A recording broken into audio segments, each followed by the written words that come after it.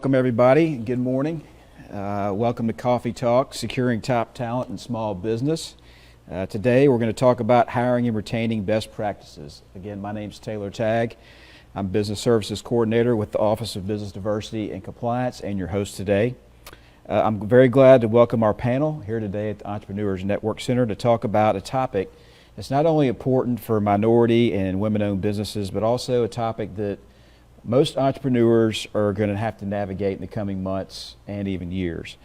So we have a well-positioned panel today that's going to be able to speak to different industries and then also different business applications, and then hopefully to help you as a business owner to be able to navigate and hire and retain the best employees for your business. So let's meet our panel today. Ernest D Strickland, he is the President and CEO of the Black Business Association of Memphis, located here at the Entrepreneurs Network Center. He holds an MBA from Bethel University and a Bachelor's of Professional Studies from the University of Memphis.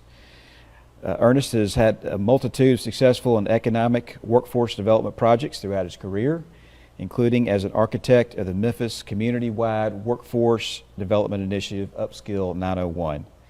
Ernest comes to the Black Business Association after a 15-year career with the Greater Memphis Chamber. He's passionate about growing the city, and he also invests in the community in various civic duties, past chairman of the Downtown Memphis Commission, former board member of Memphis World Trade Club, and Leadership Memphis. Ernest, how are you today? I'm great. Thank you for having me. Glad that you're here. We also have Don Farrell, who has been an entrepreneur since 1986, having grown up in the hospitality world that's fraught with employee shortages, industries notorious high in turnover and incredibly competitive. Don's company, Fresh Revenues, works with many select clients in providing processes, tactics, and the right strategies for finding, onboarding, developing, and hanging on to the best talent in the market. Don, how are you today? Terrific. Thanks for having me. You bet. Thanks for being here.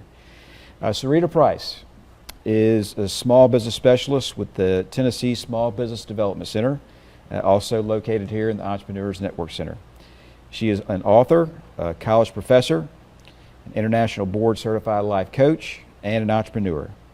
Sarita received her BBA in Human Resource Management from the University of Memphis and her MBA from the University of Phoenix. She's currently pursuing her Doctor of Education in Organizational Leadership from Grand Canyon University. Sarita, how are you today? I'm awesome. How are you? Great. Thanks for being here.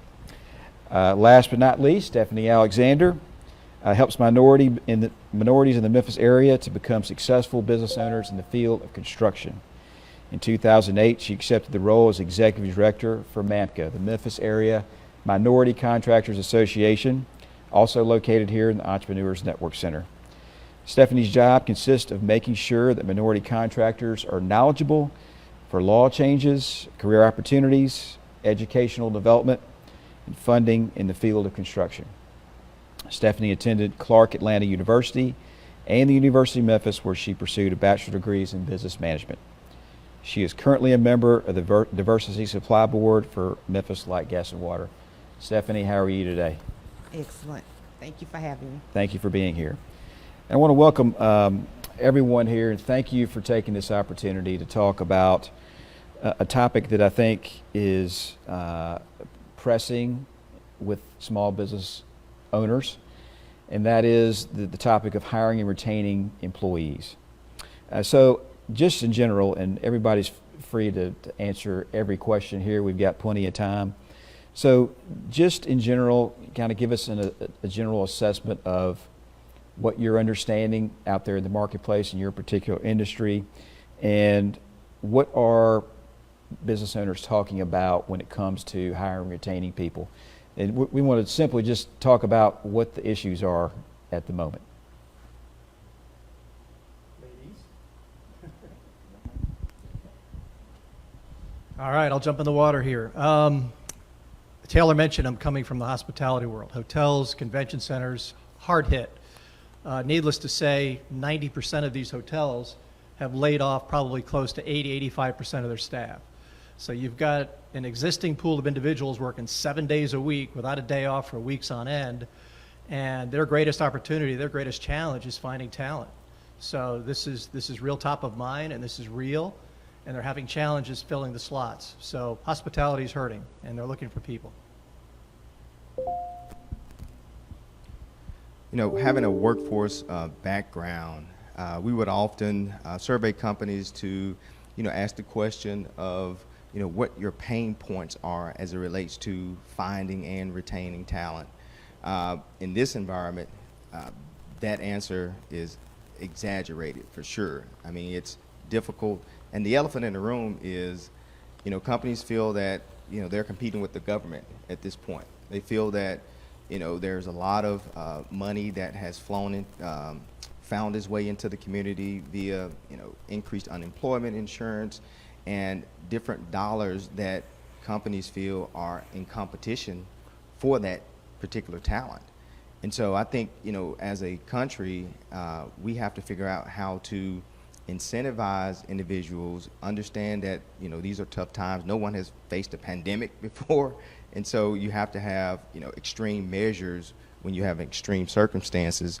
But we have to design programming in a way where an individual can receive dollars, but also be incentivized to go to work. Many of our programs are, if you find a job, we cut off, you know, this particular assistance. And I don't think it needs to be a either or. It needs to be a both. I remember being in Sweden once, and the gentleman who was at the concierge at the hotel, he was wearing a Rolex watch. I said, man, how much are they paying you all here where you can afford a Rolex? And he described the system of working but also receiving a stipend from the government. And so they figured out how to do both and not either or. I'm just going to kind of piggyback on both of what you guys said. There definitely is a problem. So I really think the problem is, you know, both that it's hard to retain or workers, but one of the issues, yeah, we're competing with the government, but also too, for those workers who, you know, still like in the fast food industry, whatever, there's burnout as well. A lot of people are burned out. Some of the stats that I've looked at that, you know, even before the pandemic, it was a burnout, but now it's even more. A lot of employees are jumping ship, you know, to find higher paying, you know, leaving small businesses to find higher paying jobs. So like you said, that's the issue, a solution we have to find an issue for. Well, I'm coming from a different industry.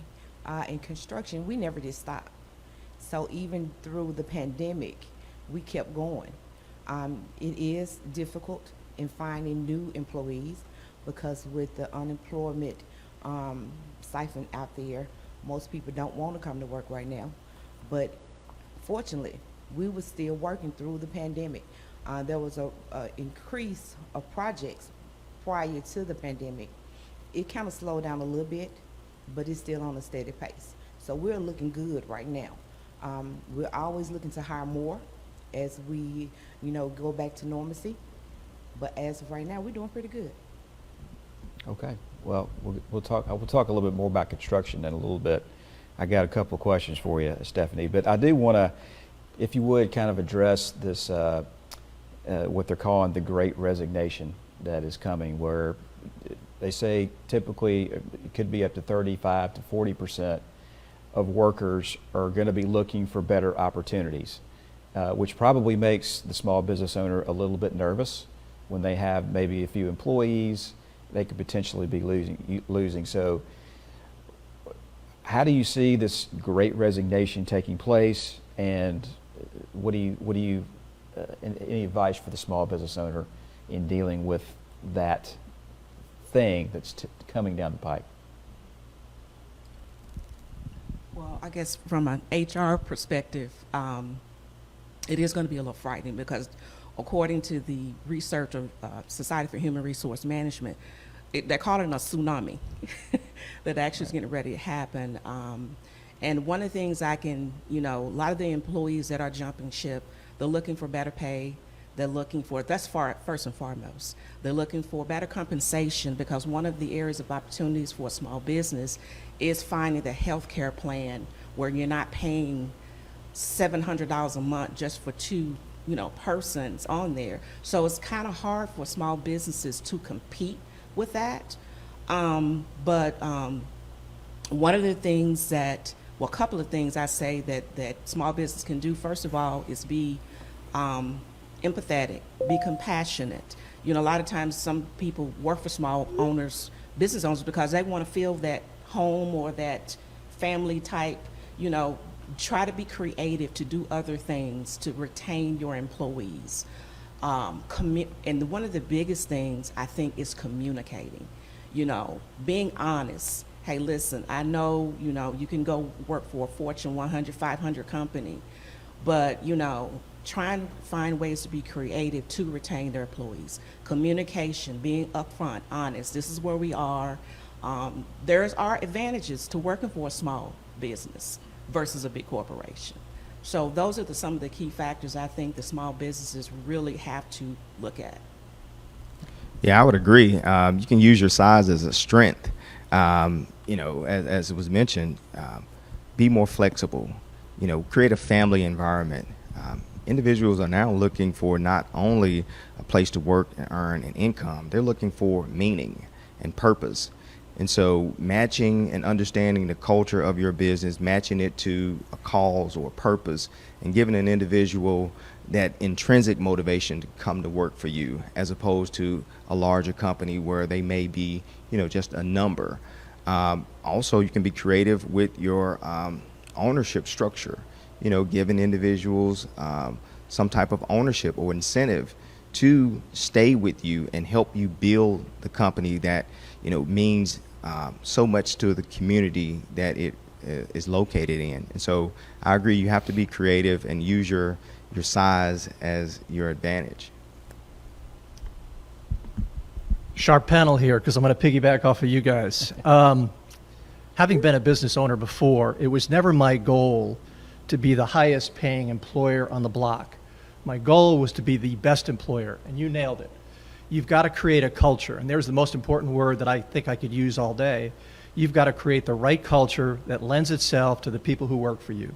You have to care more, you have to communicate more, and you have to do more.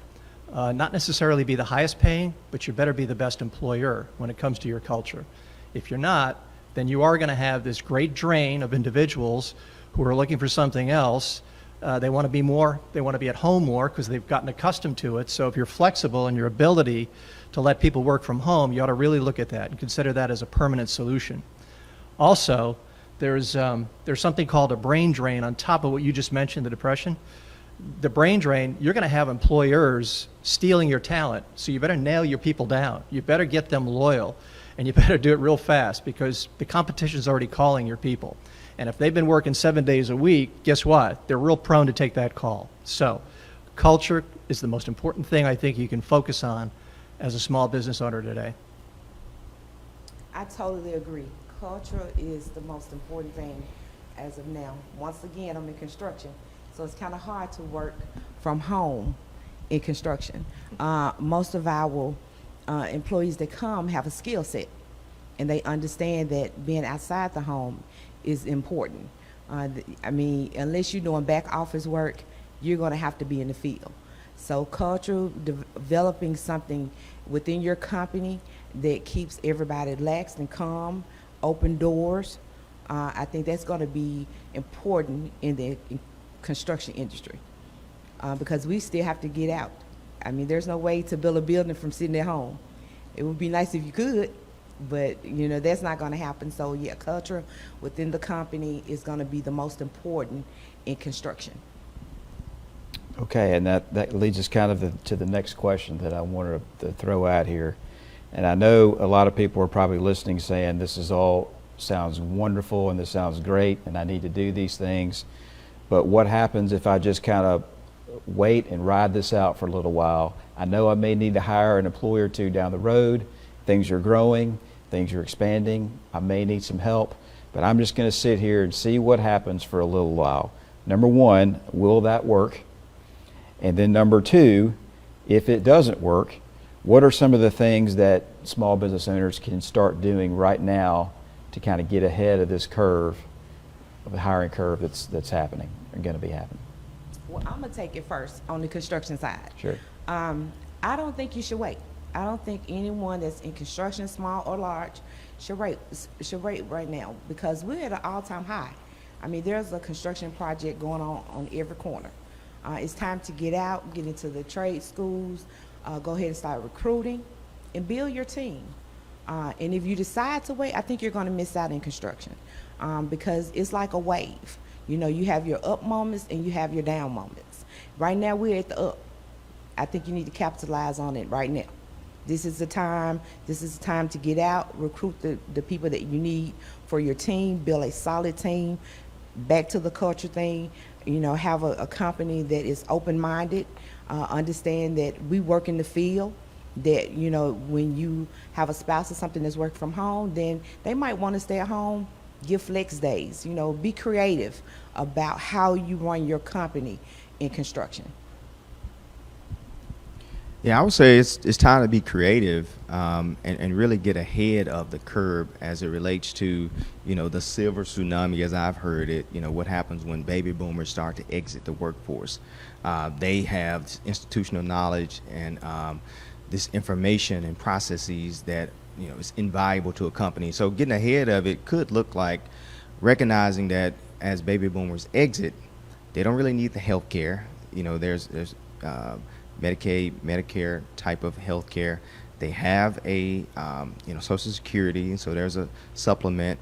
There may be an opportunity to create, you know, a fabulous 1099, you know, 2-day-a-week type of work arrangement to have these baby boomers teach some of the younger employees, so you can maintain some of the institutional knowledge.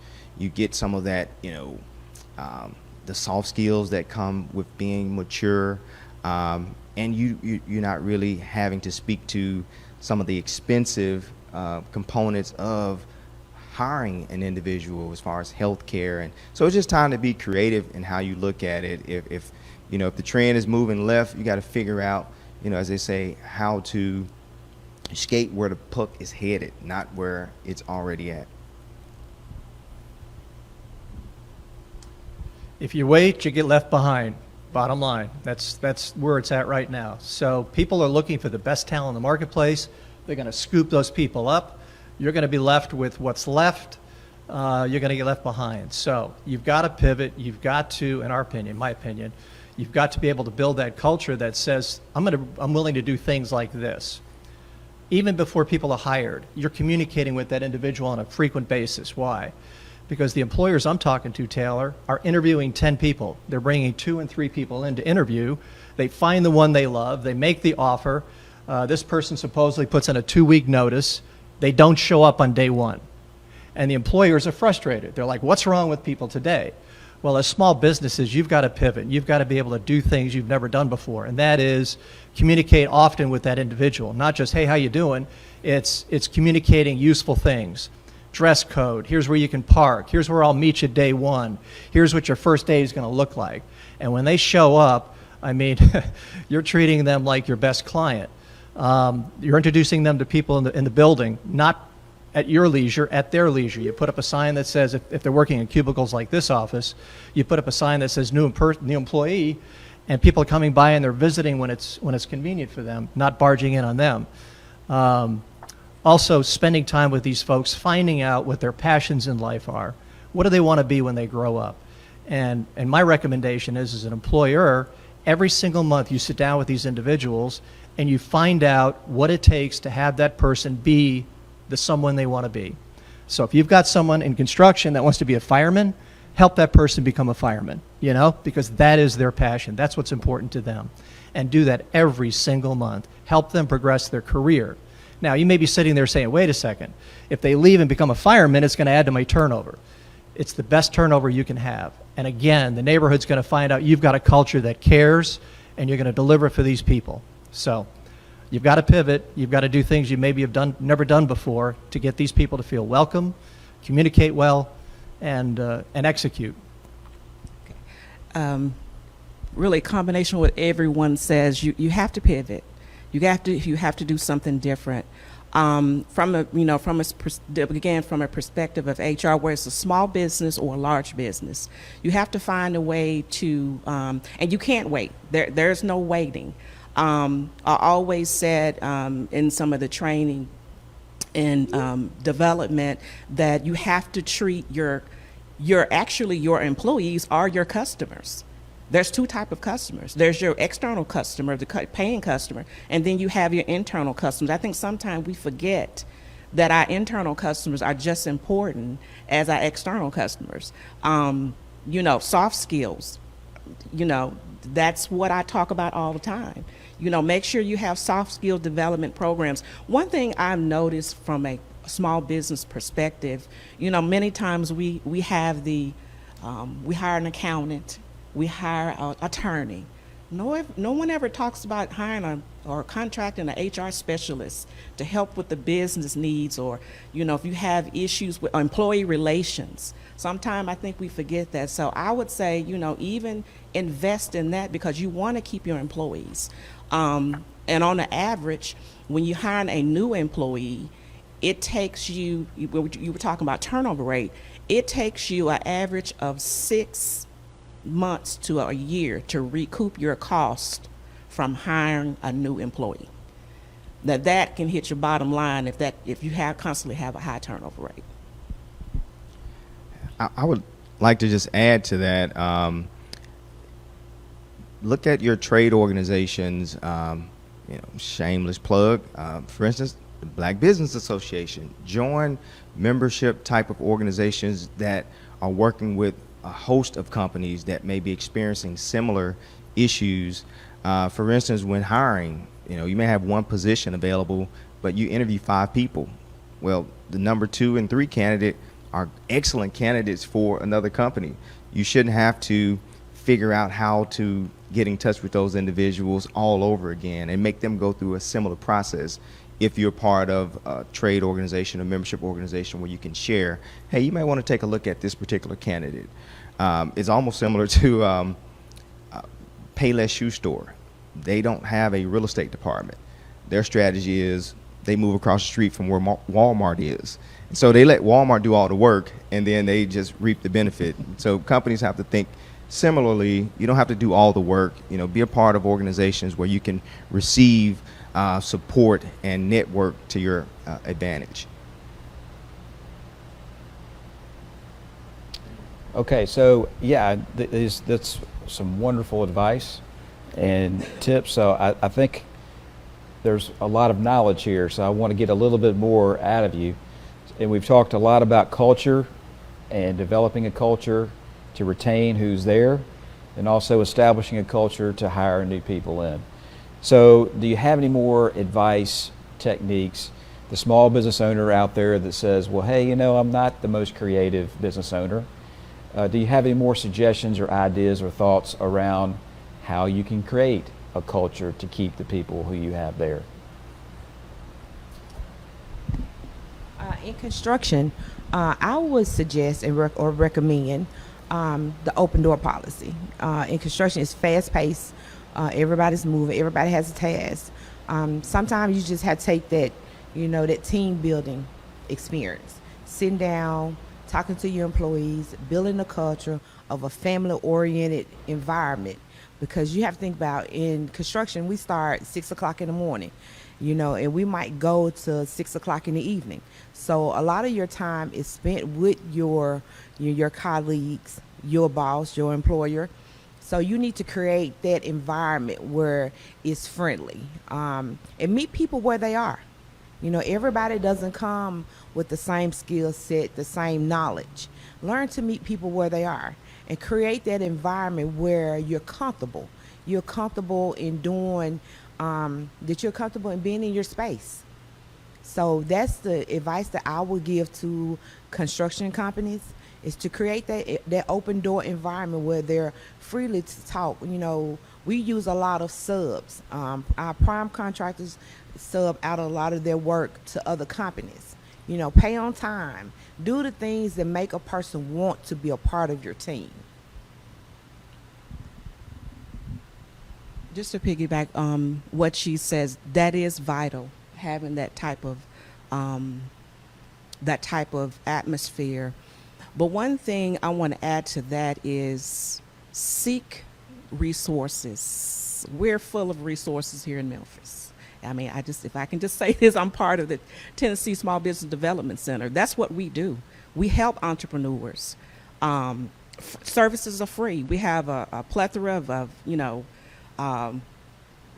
of small business specialists there from anywhere, help you with network marketing to we have consultants that work for us, but finding that, niche or finding the resources that you need to stay in business. Reach out. A lot of people don't know that we have all these different services here within the city of Memphis. And of course, TSBDC, SBDC is a national, we have over 900 locations across the country. So finding that, tapping into those resources to get what you need to help with this wave of what's going on in the small business development in the area. You're standing in line at Taco Bell. You're ready for your order, and you're sixth in line, fifth in line. And you see that the person working behind the counter is dynamite. She is stellar. You'd love to have her working for you. And in the hospitality world, even before COVID, turnover is 144%. So this isn't a COVID problem. This existed for many years prior to. We haven't been ready for it. COVID exasperated things. They elevated things to a point where, okay, I've got some challenges, I've got some problems. So go back to Taco Bell. You see this stellar employee. When you get to the counter, I find that most entrepreneurs don't know how to approach that person. The manager's also standing 6 feet away, so how are you going to liberate that person from that job and work for you? There are ways to do this, but have your business card ready, and something simple as, I think you're outstanding. I want to tell your manager, I think you're fabulous. I've been watching you in action. If you have any friends or family just like you, I would love to have them working for me. And you hand the business card to her. Now, what did she hear? She heard, there's a job opportunity for me somewhere. Exactly. It's your job, my job, to liberate these people from maybe professions they don't want to be in, okay? They want to be working for you. Why? Because you have the ultimate culture. You care more. So it starts with looking all the time. You got to always be looking for talent. When you find it, you make the right presentation. Now, let's go to the next step. You're interviewing this person. If it's an office job, we're sitting behind a desk. There's a desk between me and them. Get out from behind your desk. Have an interview at Starbucks. It's a lot friendlier. It's a lot more living room type. You care more. You get closer. So even interviewing, look at how you're interviewing and your questions you're asking. Ask these questions about what you were talking about, what their interests are, okay? And understand the difference between the baby boomers and the millennials and the Xers and Yers. Understand what their preferences in life are. Now, don't make assumptions, but go in with an education, okay? And find out what's important to these people. I find entrepreneurs spend way too much time talking. They need to be asking a simple question and let that candidate talk. And you may find out they're not a good culture fit. This gal at Taco Bell is not a good culture fit. You better find out now instead of finding out later. And then you execute all the way through. I mentioned you care enough about them to help them be the person they want to be. You're communicating the expectations ahead of time. Use the word expectations. If you've got a challenging situation right now because of COVID, make sure they know what they're going to get into. Most people who are hired, after day one, you would ask them, hey, how was your day one? Well, it wasn't as good as I thought it would be. That should never happen. Set the expectation. Let them know that it's going to be challenging for a while till you get fully staffed, and then communicate with these people often, all right? So look at the little things you're doing. And everything I mentioned doesn't cost you a single dime. It takes time and it takes effort. That's all it takes. And just to piggyback off of what he was saying, people like accountability and responsibility. Ask them their thoughts. Ask your employees their thoughts, how to make our surroundings better, how to make the company better. When people feel like they're involved and their opinion matters, they tend to work harder. They tend to bring in people who's going to work harder. So you want to create an environment where the employees feel like they're just as much as the owner as you are. So I think, just have them, give them that responsibility and allow them to be able to speak how they feel and how they think that the company could be ran. And I think it'll make the environment much better. Yeah, that's an excellent point, Stephanie. Even those who decide to leave your company, conduct exit interviews so you can learn from that individual. Oftentimes, they are the most honest because they're leaving anyway. and you can incorporate some of those lessons learned into making improvements. And I would say, lastly, invest in your people. You may have a superstar individual. They may not have all of the skill sets needed to really take their career and the position to the next level. Make an investment in those individuals. Show them that you care, and help them reach their goals, which also helps the company reach its goal. And if I can add one more thing to that, make sure that, just like he said, you said exit interviews. I'm going to take it one step further. How about doing a type of what I call inter-interview, making sure you ask them through their career. So, it's kind of like one of those stop, continue. Yeah. What do we need to stop doing? What do we need to continue? What do we need to, ask them there? Because I think that's truth be told, that's why we're losing a lot of employees. This big companies and small business, sometimes we as a small business, I said earlier, we don't think about those little things. About, I always use this example with my students, if I can just say this, you always want to be your business to be what I call whatever construction. You want to be the Chick-fil-A of construction. The reason I say this, you think about Chick-fil-A, right? I always use an example. It can be a line wrapped around and people will wait. Why do they wait? Because they get the best customer service. You get a smile, please come back again. You have a great day. I have never went through a line. You can have another fast food facility right down the street. People will stay in line just to get that smile. You have a wonderful day. I've never seen a rude employee. And I recall a while back when I was working in corporate America, I asked, we actually had caterer come in, and I asked this manager, I said, what do you guys do? What is your secret? He said, we invest in our employees. They go through an extensive training, and they invest, and their turnover rate is minimum to none. So that's why they are so successful, and they are grounded in their culture of what they do. So I always use them as as a base of, that's what you want to be. That's why, how you want to retain your employees. And they pay their employees well, too. Let me just put it that way. We've been saying for years the employee is our greatest asset, but we really haven't walked our talk as an industry. Exactly. Case in point. So I started in the restaurant business, and if you were the chef working behind the line and you wanted to know what foods the customer doesn't like, the first person you ask is the customer. The second person you ask is who? Take a wild guess. The waiter, the waitress, the busboy. Well, guess what? I was the dishwasher. I threw this stuff away. No one ever came to me, Taylor, and said, hey, Farrell, what do people not like? Because I was a dishwasher. Everybody is important. Exactly. Everybody is critical to the success of your mission. Treat them that way because they are. Wonderful. So this leads me to the next question, and I want to talk a little bit about the mentality of the small business owner. Obviously, the last year and a half have been difficult. If it wasn't difficult for you, you were one of the few. It's been difficult. So can you speak to the small business owner who may have to pay a little higher wage in hiring somebody in the coming months, is not sure how the business is necessarily going to go, even though things are opening and expanding?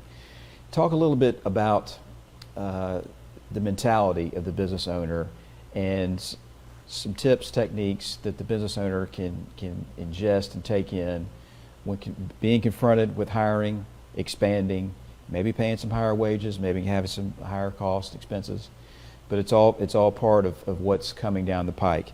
What can we give in advice to the small business owner when it comes to taking this on?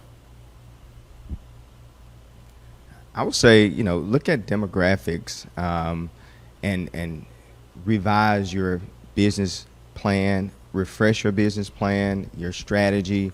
For instance, there are 105 million millennials. 85% of them own a smartphone.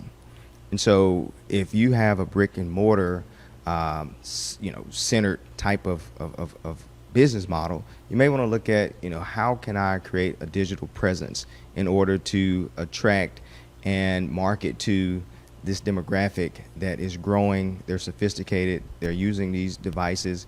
I need to be more of a digital, I need to have more of a digital presence in order to capitalize on this trend. And I'm going to pick it back a little bit what you said. You brought up one important thing as far as demographics, also to the different generations. So if you're a small business owner, and it goes back to what we said in the beginning, you have to be creative. Creativity is the cornerstone of innovation, right? So you have to be creative. If you know, just depend on, you know, majority of the new business owners now that are coming are millennial and Gen Zs. Entrepreneurship is in their blood. You know, they come out. I mean, even now with the college that I teach at, we have a whole degree that you can get in entrepreneurship. The University of Memphis have degrees you can get in entrepreneurship. So they're coming out and they're ready and they're running, you know, to do that. Another thing as far as creativity is social media presence. Right now, especially with COVID, this is how businesses, small businesses stayed in business. Social media presence. I know for millennial and Gen Zs, you know, Instagram, TikTok, all these different areas of how to get your business strategically, you know, get in front of your audience, having your target audience that you're trying to, you know, whatever type of business you have. So really being creative. If you are a baby boomer or Gen Xer business owner, hire you some Gen Zs or millennials to help with your marketing, because they know what they're doing. They're really good at doing that, and getting your business, keeping your doors open. So here's what the business world is facing in Memphis and in many other marketplaces. The first day that an employee is showing up for an hourly wage position is getting a $2 an hour increase. That's what your competition's doing. They show up on day one, they thought they were making $14 an hour. Guess what? You made it through day one, you're making $16 an hour, okay? I don't condone that, but that's what's happening. The second thing is, even in our own marketplace, after 30 days, Cracker Barrel waitresses are getting $500 bonuses just for being there for 30 days. You've got PR firms, talk about social media and Xers and Yers and Zers. You've got PR firms targeting those individuals with social media messages and campaigns that are lending itself to what they want to hear. It's a fun, exhilarating message, and it talks about giving back, exactly what you said earlier. That's a message they're really tuned into. So that's what you're up against. So if you don't get creative, you're going to, again, be left behind. So you've got to find those things that you can do, and we've already mentioned a lot of them. The first one is to build a better culture, because that's why people are going to come, and that's where they're going to stay. We haven't even talked about retention yet. We just talked about trying to find people. Well, now your next job is to hang on to them, right? Mm-hmm. You were saying earlier that sometimes we focus too much on the customer and not enough on the employee, the internal customer, right? So, yeah, we're all about loyalty with our customers. We need loyalty with our own people, and find out what that takes. Find out what that means from their interpretation, their viewpoint, okay? Well, I totally agree with everyone. I totally agree. I think you get what you pay for. I have a 4-year-old granddaughter who can work a smartphone better than I can. So the millennials, the Gen X, they're all on social media. You're going to have to appeal to them. You're going to have to appeal to them because they're coming out much smarter than what we were. When I came out of high school and got a job, it went according to what your parents told you, you know, what your teacher told you. You can Google everything. You can see what the people in Germany makes. You can see what the person doing the same job in California makes. So for the small business owner, you're going to have to get creative. You get what you pay for. So if you don't want to spend the money for your baby, then your baby won't have the bottle. So you're going to have to pay up. And like he said, I piggyback off for what the gentleman here said. You're walking in the door now at $15. 30 days later, you're bumped up to $20. And I've seen so many commercials. They're running a commercial right now at FedEx where they're paying like $23 an hour. You know, when I started at FedEx many moons ago, you know, we did good to get $10. And to be there a year and now you get a 50-cent raise, That was amazing. So the bonuses they're giving out, you're gonna have to be creative. So to the small business owner, I know it's hard, I know it looks difficult, but understand that you get what you pay for. And if you can get the top talent, your company is going to soar. You created a culture to let people know that they don't mind paying you, that you don't mind paying them.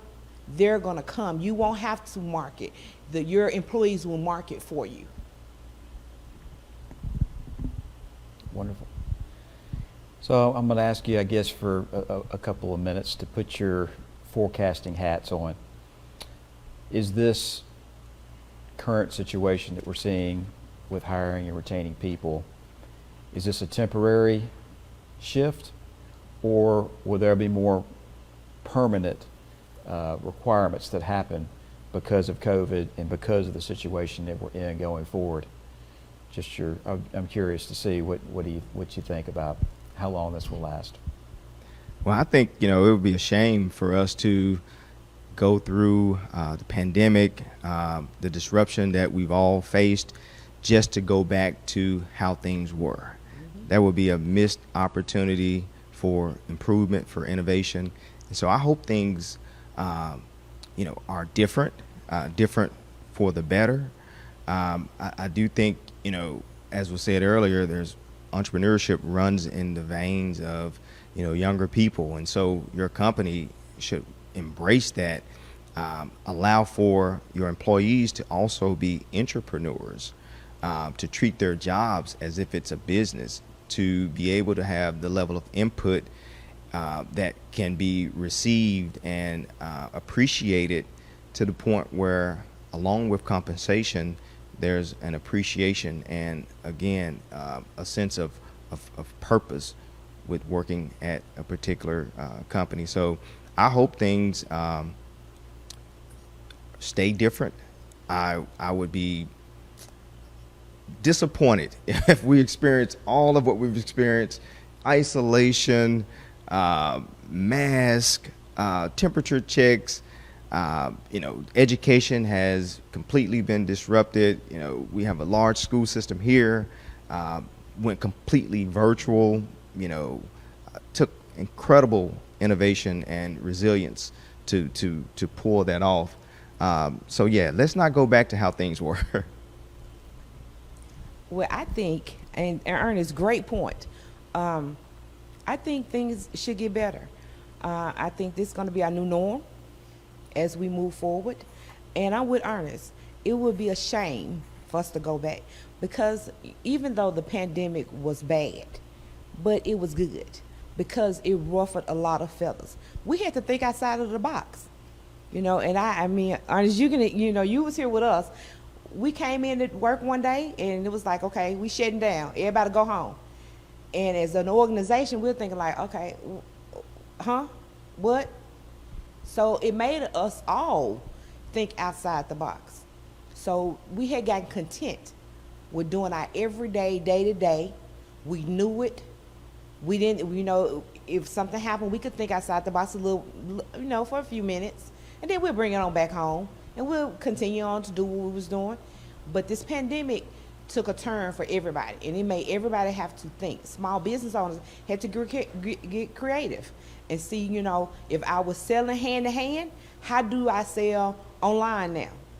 If I was going and seeing people, because Ernest and I know that we have meetings all the time. Now, how do I communicate? And with the Memphis area minority contractors, we do monthly classes for construction. So we went from in-person, everything I had was in-person, to now, how do I use Zoom? How do I get the same message to the same people and bring in new clients? So it took a creative way. So I had to go to classes that I could do on Zoom, and you could still feel as though you was in that classroom spirit. So yes, I mean, it would be horrible for us to go back to where we came from when we've moved so much further. And going forward, I think it's going to get even better. We're more aware of the people and our surroundings, the different technology. I didn't know nothing about Zoom. How many times? You look on Facebook to see my friends. Now I'm using Facebook to do a talk. So, I mean, it would be crazy for us to go back. So thank you, Ernest, and we're going to put that message out. Keep moving forward. Like Joanne said, stay in the game. We're going to stay in the game. Let's keep moving forward, because I see a new trend. I see new excitement. A lot of people were doing things one way. It made them think a little bit different. The excitement is back, and that's what we need. And you know, it's almost to say every so many decades, maybe we do need a new pandemic to come through to kind of shake the table up. So we'll have to keep thinking, you know, thinking outside the box and not stick with the norm so much. Two parts to the answer to your question. So the first answer is the only thing I think that's temporary right now is the amount of unemployment they're getting, and that's going to be very temporary. And shame on us. The message that we need to convey to these individuals is, yes, you could probably make more money staying at home than working for me on an hourly wage, but that's not a very good career move. I'm talking about a career, not just a job. So that's the messaging that needs to happen there. So the only thing that should be, it won't be, but the only thing that should be temporary is the unemployment they're getting at home right now. Ernest, I'm an optimist, but I got to tell you, I've been blessed to work with tens of thousands of companies and organizations. And human nature being what it is, when things are fat and happy, you're going to forget about all this stuff. You're going to stop being creative. You're going to get lax. And yes, we need a recession, we need a depression, we need a pandemic to shake us up, to say, look, this is what your game should look like all the time now. This ought to be SOP. This ought to be the fundamentals, the new fundamentals of what we're talking about here, and don't ever let go, because a recession is going to come, and you're going to be faced with some of these challenges again. So, is it temporary? It should be, but I don't think it is. Human nature being what it is, you got to resist that temptation. Well, I agree with you as well. I think this is some shifting into something new. I'm going to go back to you talked earlier a few minutes ago about we talked about entrepreneurship, but entrepreneurship, which is, you know, working for another company. You're not an entrepreneur, but you're working for another company. But you have that entrepreneurship mindset where you are, you know, let's just say you're working for a small business, right? You know, bringing those ideas in as if you are the owner, and you want to be the business to succeed. So taking on that mindset, I think with the pandemic and everything going on, people's mindset has totally shifted. People have different mindset now, or things, you know, people don't want to go back. I don't think we should go back to the way it was. Innovation, creativity, just look at the pandemic, what happened. People with different small businesses that maybe had, a tailor or someone who was a seamstress or whatever type business. Well, they shifted. They started making masks. All these creative masks. I think I saw a mask. Like you had people actually start getting creative. Like, okay, so we need masks. I even had clients that open up different sanitizing business. They know when companies start shifting and people start going back in the office, they're going to need companies to go in and sanitize, you know, for that. So I think that, like we said, just really from the beginning, creativity has gone off the roof. So I don't think it's gonna, it's not gonna go back, be the same. Challenges create opportunities. So Exactly. let's shake it up a little bit. We've got a few more minutes here in our panel discussion, and thank you for everything that you've provided to this discussion. I think it's, if you're a small business owner out there, you're getting some good advice and some good tips, and we want to tell everyone too, you're welcome here at the Entrepreneurs Network Center. We have with Black Business Association, Tennessee Small Business Development Center, MAMCA here as well to help you. Don's a good friend of the ENC and helps us with projects here and there, and so feel free to also talk to him as well. And so we want to encourage you to come to the Entrepreneurs Network Center, see us. If you think this is good advice, wait till you sit down in person with one of these guys. They'll really help you out in a big way. So let's shake it up a little bit. Our last question here, your best advice going forward for the small business owner to either hire or retain employees. What do you got? I think it's a good time to not only look at how you're currently positioning your company to grow, but also look at acquiring companies.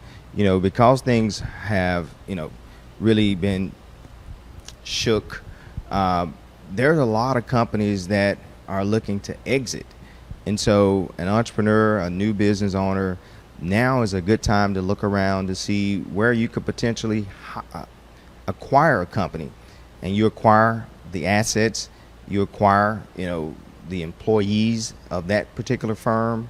And so you don't have to always look to build organically. You can grow by acquisition.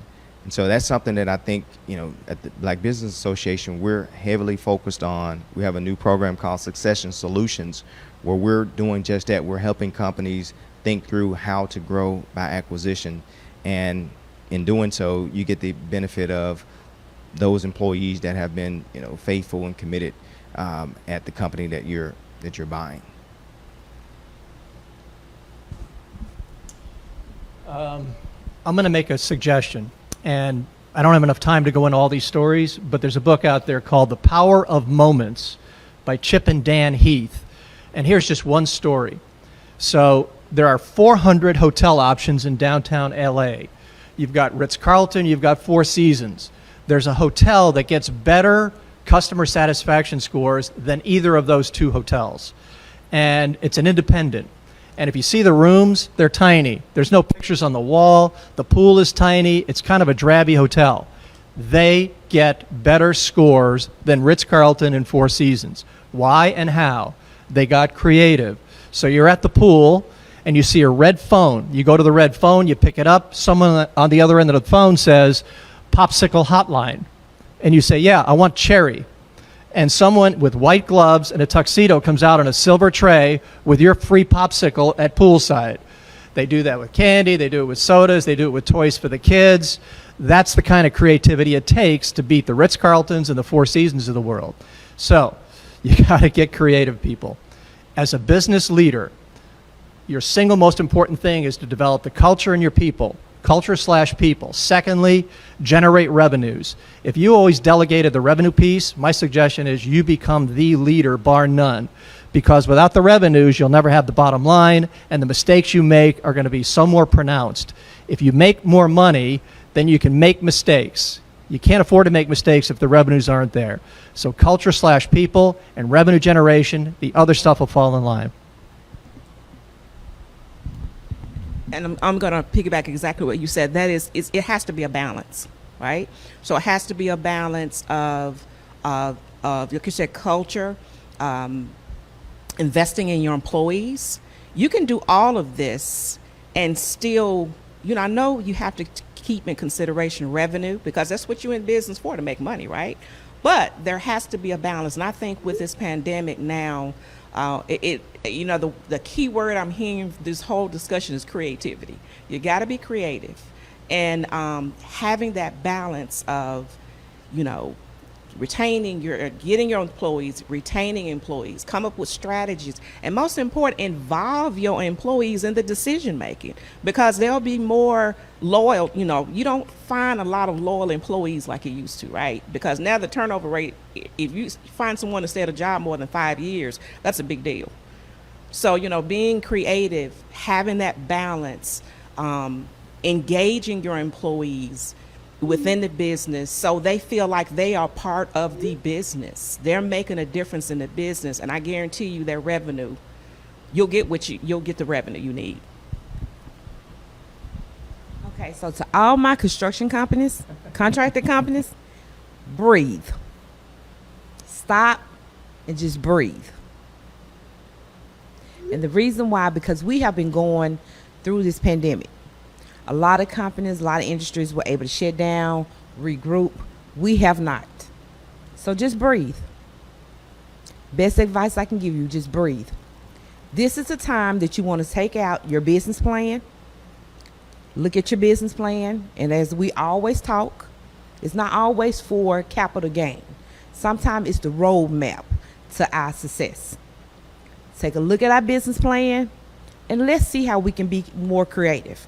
We might have a new path we want to build, or we might stay on the same path that we're on. But breathe. We're going to be just fine. You know, that reminds me of the book Good to Great. The difference between the good companies and the great companies. One difference, the great companies put their best people on their opportunities, whereas the good companies had their best people focus on their problems. And so similar to what you were mentioning about revenue, like my children say, we're not spending too much money, you just don't make enough.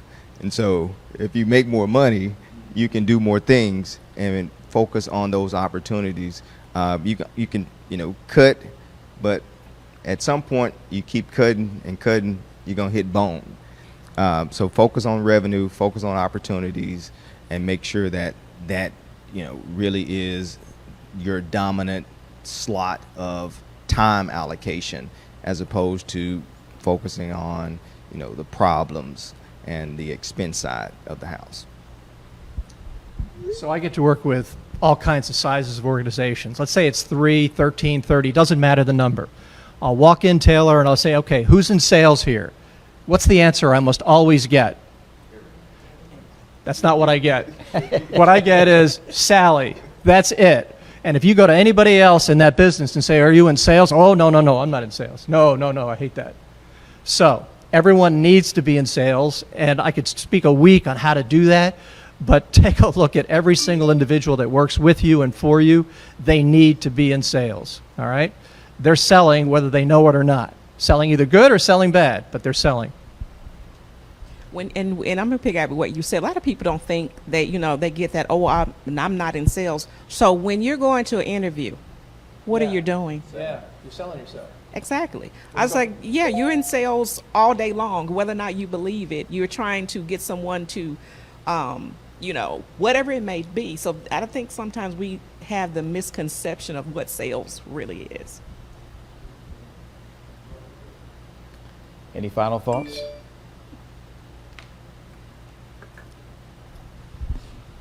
Okay, Taylor, I just want to correct you. I have my BA from Lemoyne College, and I'm currently in a MBA program. So I just want to add that because Okay, I'm thank proud you. of Lemoyne College. Thank you for correcting me. Shout out. My mistake. My mistake. No problem. Thank you for doing this. You didn't have to do this. So I hope you people appreciate this, because I'm sure you could be doing something else right now. Take this opportunity when everybody else is down. You may be down too, but here's your opportunity to get ahead faster, farther, longer. Here's your opportunity. You're not in the mud with the rest of these guys. So pull yourself out of the mud, get going, get charging, and use some of the stuff that you heard today.